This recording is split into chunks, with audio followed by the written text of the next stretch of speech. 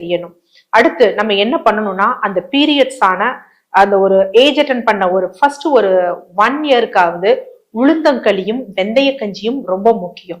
அப்ப என்ன பண்ணணும்னா பீரியட்ஸ் ஆன அந்த ஃபர்ஸ்ட் 5 days வந்து என்னன்னா எள்ளுருண்டை கொடுக்கணும். எதுக்காக எள்ளுருண்டை கொடுக்கணும்? எள்ளுருண்டை கொடுத்தா இன்னும் ப்ளீடிங் ஜாஸ்தி ஆகுமே. இந்த கருப்பை அகப்படலம் வெளித்தள்ளக்கூடிய ஒரு நிகழ்வு தான் என்ன அப்படின்னு சொல்லுவோம்னா பீரியட்ஸ் அப்படின்னு சொல்றோம். இது எப்ப நடக்கும்னா அந்த ஃபர்ஸ்ட் 3 days தான் நடக்கும். அதை தொடர்ந்தும் ப்ளீடிங்கே வந்துட்டு இருந்துச்சுன்னா சில பேர் நினைப்பாங்க 3 மாசமா ப்ளீடிங் வரல, இப்ப வருது, போகட்டுமே ஒரு 15-20 நாளைக்கு, அதனால தப்பு இல்லைன்னு. அது உதிரப்போக்குதான் நடைபெறுமே தவிர அகப்படலம் வெளியே தள்ளப்படாது. சோ அதற்கு இந்த எள்ளுருண்டை ரொம்ப முக்கியம். அடுத்து 6வது நாள்ல இருந்து 14வது நாள் வரைக்கும் என்ன கொடுக்கணும் அப்படின்னா உளுந்தங்களி கொடுக்கணும். சோ இந்த உளுந்தங்களி என்ன பண்ணும் அப்படின்னா நம்ம கர்ப்பப்பையை நல்லா பலப்பட வைக்கும். அடுத்து வெந்தய கஞ்சி.